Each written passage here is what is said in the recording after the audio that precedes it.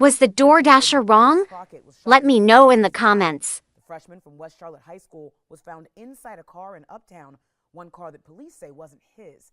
An investigation revealed the man who shot him was a DoorDash driver. That person is just dropped off an order when he came back to his car and found Crockett inside.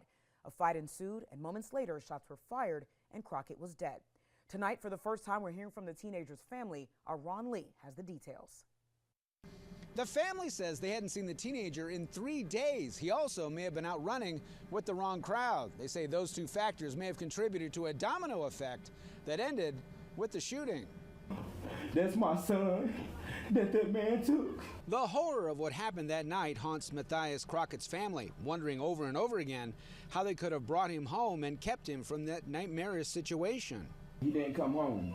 I begged my son to come home. The end of Crockett's life happened here along 7th Street in the 4th Ward area. Police say a delivery driver parked his car and left it running while he was dropping off food to the homeowner. It was at that point Crockett allegedly jumped into the unoccupied car. That's when witnesses tell me they heard gunfire.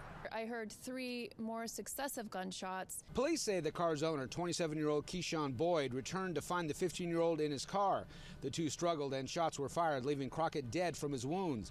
Boyd was arrested and charged with the murder. The family is left to deal with the aftermath. It's a gun. A 15-year-old baby down. Y'all need to get this stuff correct. Crockett had just started as a freshman at West Charlotte High School, where he was on the wrestling team. His family, who didn't want to talk about what happened, said they weren't making excuses, but the shooting was not justified, especially considering the victim was unarmed at the time. The pain that we're experiencing is just kind of too much